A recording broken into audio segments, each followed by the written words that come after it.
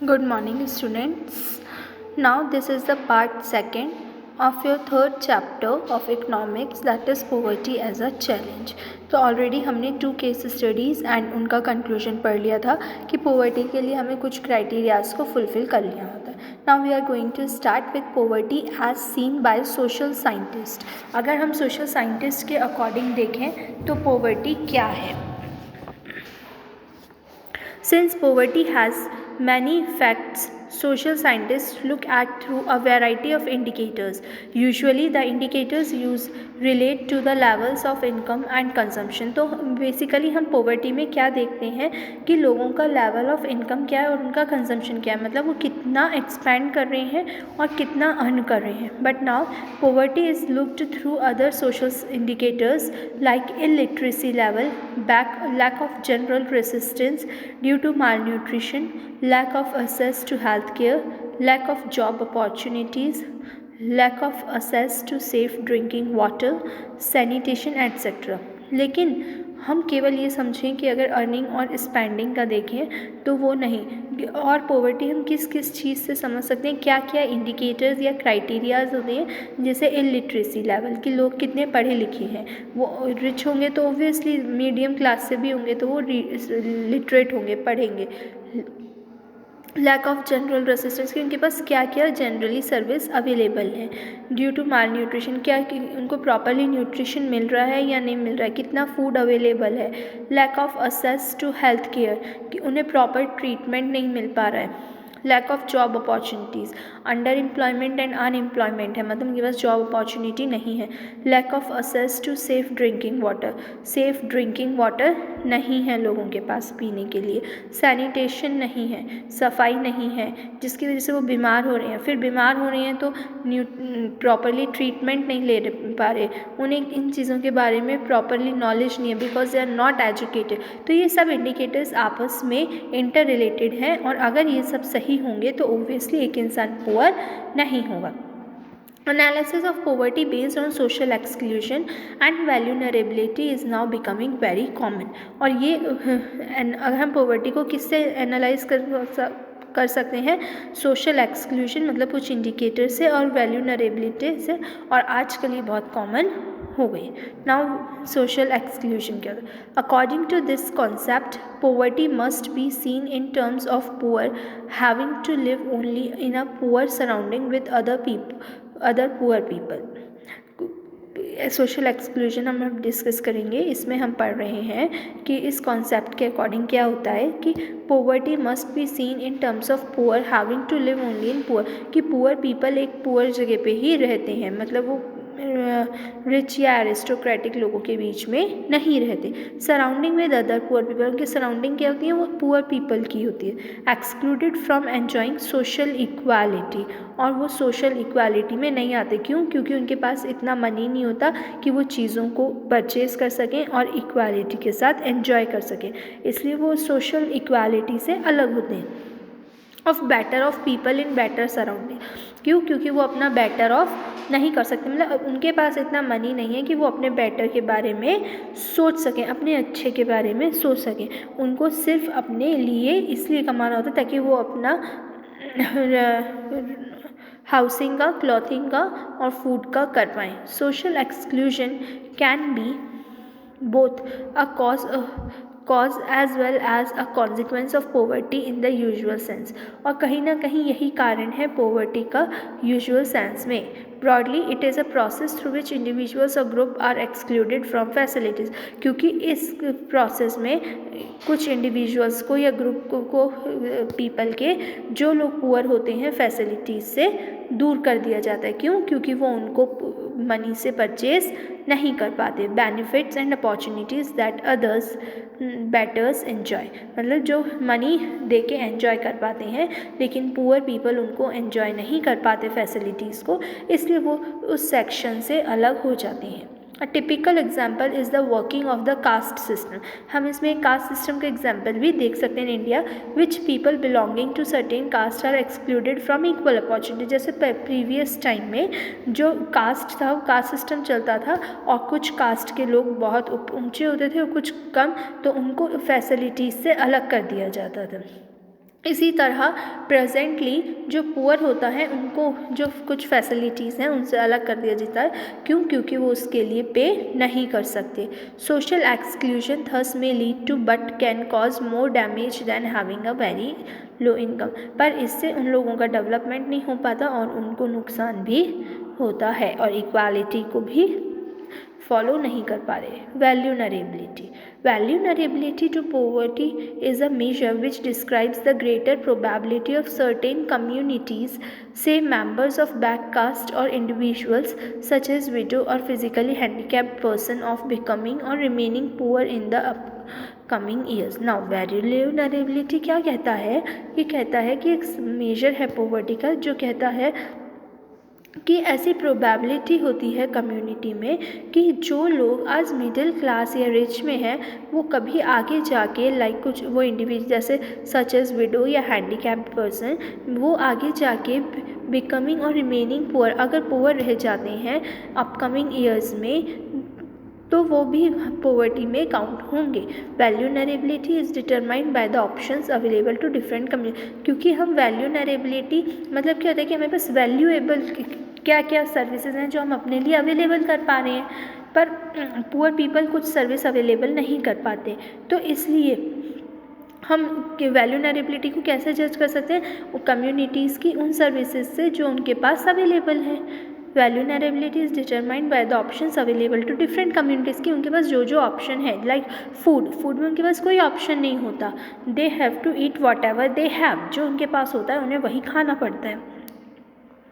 Living in terms of assets, जैसे उनके पास assets भी नहीं होते, उनके पास एजुकेशन ऑप्शन नहीं होता है, हेल्थ जॉब अपॉर्चुनिटीज़। क्यों? क्योंकि उनको अपने लिए कमाना होता है। तो क्या वो जॉब एजुकेशन के बारे में सोच सकते हैं? नहीं सोच सकते। और अगर वो गवर्नमेंट स्कूल में जा भी रहे हैं तो उनके पास ऑप्शन नहीं होता कि they can join private school because they don't have enough money. Further, it is analyzed on the basis of greater risk these groups face at the time of natural disasters. ज़्यादातर ये चीज़ें natural disaster के time पे देखी जाती हैं जब earthquake tsunami ये सब होता है। Additional analysis is made of their social and economic ability to handle these risk. तो इस सोशल और इकोनॉमिक एक बार कंट्री के पास एबिलिटी होनी चाहिए कि वो इन रिस्क से अपने पीपल को सेव कर सके।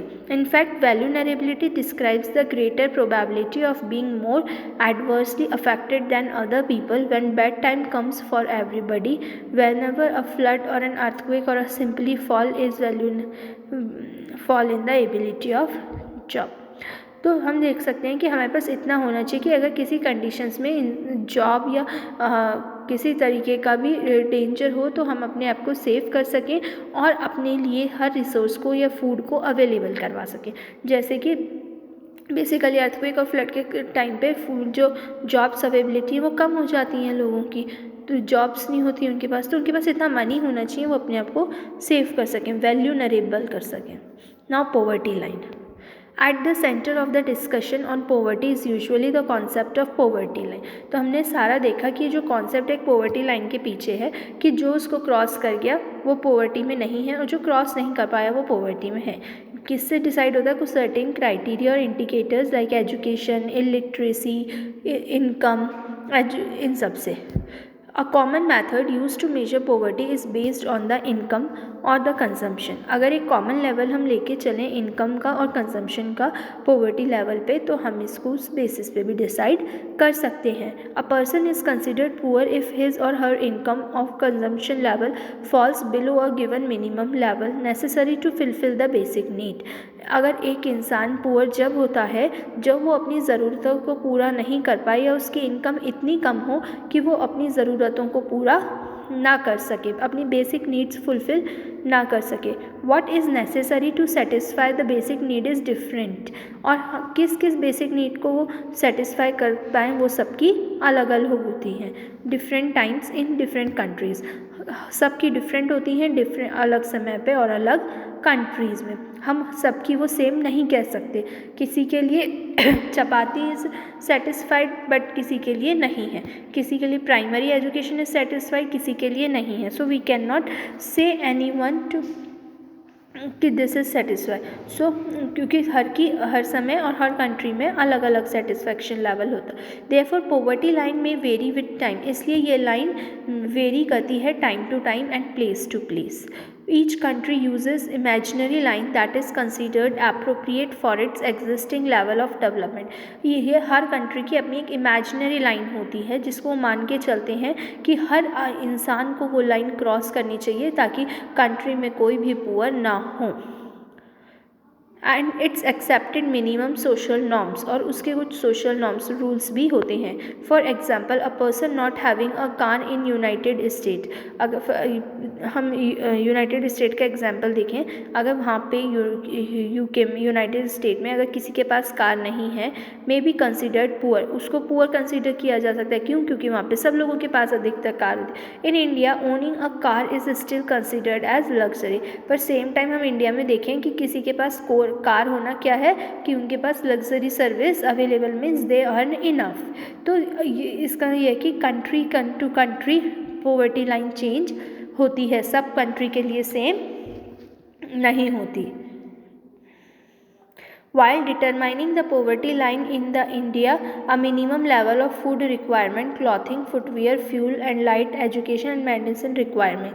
अगर हम इंडिया में देखें तो पोवर्टी लाइन में क्या क्या आता है, किस किस का मिनिमम लेवल, कम से कम लोगों के पास क्या होना चाहिए, फूड, क्लॉथिंग, फुटवियर मतलब फ्यूल एंड लाइट, मतलब उनके पास अपना फ्यूल का सोर्स होना चाहिए ताकि उन्हें वुड को यूज़ नहीं लेना पड़े, और लाइट इलेक्ट्रिसिटी होनी चाहिए। Education and medical requirement are determined for subsistence, ये कुछ चीज़ें हैं जो मानी गई हैं उनके सब्सिस्टेंस के।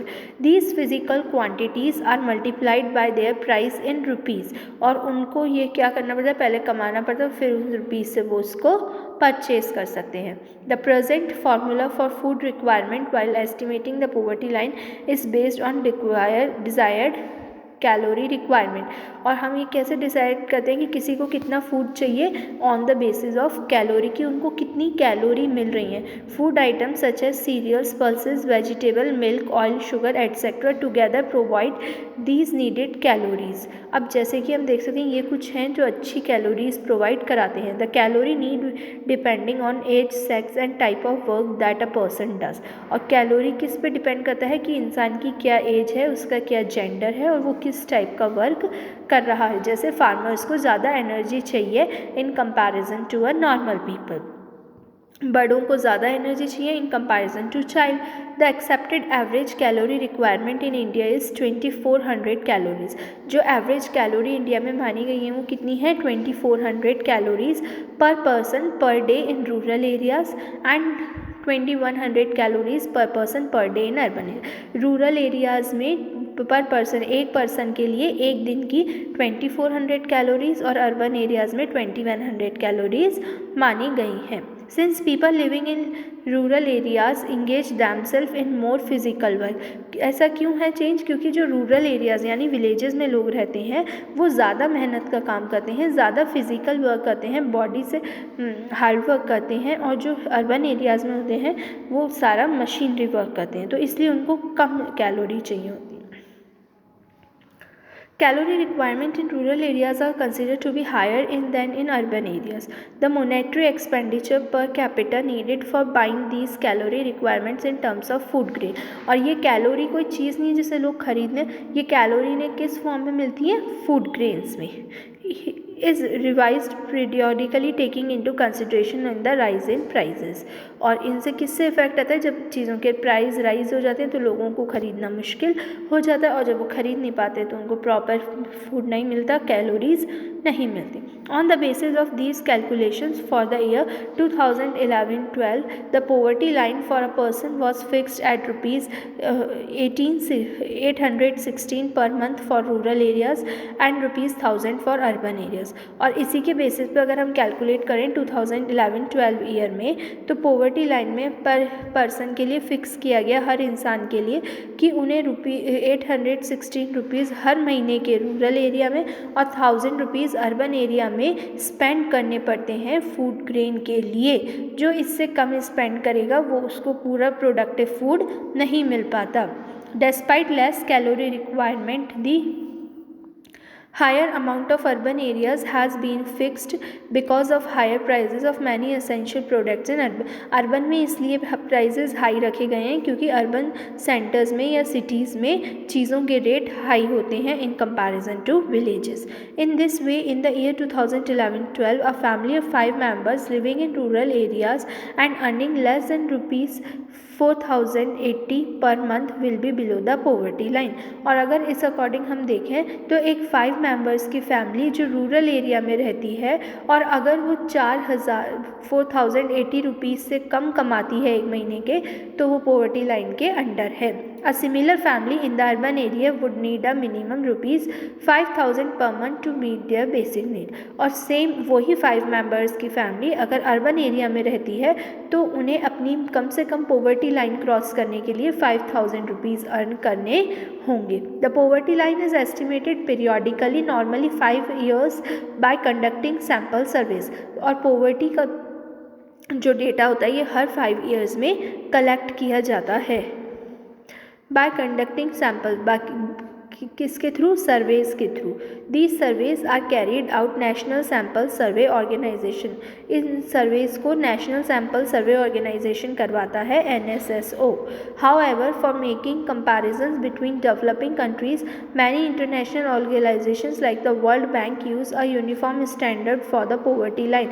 पर इंटरनेशनल लेवल पे अगर हमें पोवर्टी लाइन देखनी है बिटवीन कंट्रीज़ तो इसके लिए वर्ल्ड बैंक वर्क करता है जिसने एक इंटरनेशनल मतलब सबके लिए यूनिफॉर्म कॉन्सेप्ट रख रखा है. एक ही कॉन्सेप्ट है पॉवर्टी लाइन का जिस पे हर कंट्री को मेजर किया जा सकता है.